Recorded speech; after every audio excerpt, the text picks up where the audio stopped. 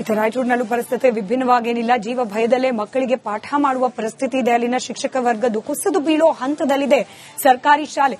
ವಿಜಯನಗರ ಕ್ಯಾಂಪ್ನಲ್ಲಿರುವ ಸರ್ಕಾರಿ ಶಾಲೆ ಇದು. ದೃಶ್ಯದಲ್ಲಿ ಗಮನಿಸ್ತಾ ಇದ್ದೀರಿ. 2002ರಲ್ಲಿ ನಿರ್ಮಾಣ ಆಗಿರುವ ಸರ್ಕಾರಿ ಶಾಲೆ ಕಳಪೆ ಕಾಮಗಾರಿಯಿಂದ ಮೇಲ್ಛಾವಣಿ ಕುಸಿದು ಬಿದ್ದಿದೆ.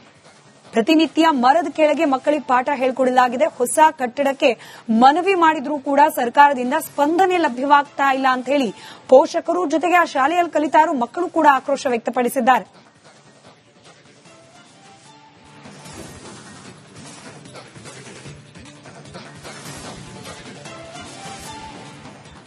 ಈ ವಿಜಯನಗರ ಕ್ಯಾಂಪ್ ಶಾಲೆಯ ಸರ್ಕಾರಿ ಕಿರಿಯ ಪ್ರಾಥಮಿಕ ಶಾಲೆಯಲ್ಲಿ 21 ವಿದ್ಯಾರ್ಥಿಗಳು 1ರಿಂದ 5ನೇ ತರಗತಿಗೆ ವಿದ್ಯಾಭ್ಯಾಸವನ್ನು ಮಾಡ್ತಿದ್ದಾರೆ. 2 ಶಿಕ್ಷಕರು ಕಾರ್ಯನಿರ್ವಹಿಸ್ತಾ ಇದ್ದಾರೆ.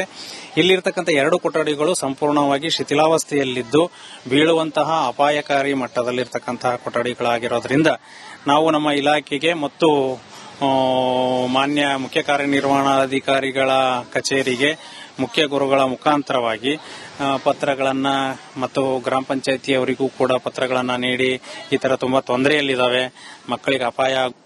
ರಿಪೇರಿಗಾಗಿ ಗುರುತಿಸಿರ್ತಕ್ಕಂಥ ದುರಸ್ತಿಗಾಗಿ ಗುರುತಿಸಿರ್ತಕ್ಕಂಥ ಶಾಲೆಗಳ ಸಂಖ್ಯೆ 1387. ಇನ್ನು ರಿಪೇರಿ ಮಾಡಲಾಗದಂತ ಮತ್ತು ನೆಲಸಮಗೊಳಿಸುವಾಗಿರ್ತಕ್ಕಂಥ ಕೊಠಡಿಗಳ ಸಂಖ್ಯೆ, ನಾನು ಪ್ರಾರಂಭದಲ್ಲಿ ಕಟ್ಟಡದ ಸಂಖ್ಯೆ ಹೇಳಿದ್ದೀನಿ, ಆನಂತರ ದುರಸ್ತಿ ಮಾಡಬಹುದಾದ ಕೊಠಡಿಗಳ ಸಂಖ್ಯೆ ಅದು 1387. ಆ ಕಟ್ಟಡದಲ್ಲಿ ಉಳಿದಿರತಕ್ಕಂಥ ಇನ್ನು 2009 ಕೊಠಡಿಗಳನ್ನ 2009 ಈ ಕೊಠಡಿಗಳನ್ನ ಅವು ನೆಲಸಮಗೊಳಿಸಲು ಯೋಗ್ಯ ಆಗಿದ್ದು, ಈಗಾಗಲೇ ನಾವು ಲೋಕೋಪಯೋಗಿ ಇಲಾಖೆಗೆ ಪತ್ರ ಬರೆದು ಅವರ ಸಹಾಯ ತೆಗೆದುಕೊಂಡು ಆ ಕಟ್ಟಡಗಳನ್ನು ನೆಲಸಮಗೊಳಿಸಿ ಮಕ್ಕಳ ಹಿತದೃಷ್ಟಿಯಿಂದ ಆ ಕೊಠಡಿಗಳನ್ನ ನೆಲಸಮಗೊಳಿಸುವ ನಿಟ್ಟಿನಲ್ಲಿ ನಾವು ಪ್ರಯತ್ನ ಮಾಡ್ತಾ ಇದ್ದೀವಿ. ನಾವು ರಿಪೇರಿಗಾಗಿ ಗುರುತಿಸಿರ್ತಕ್ಕಂಥ ದುರಸ್ತಿಗಾಗಿ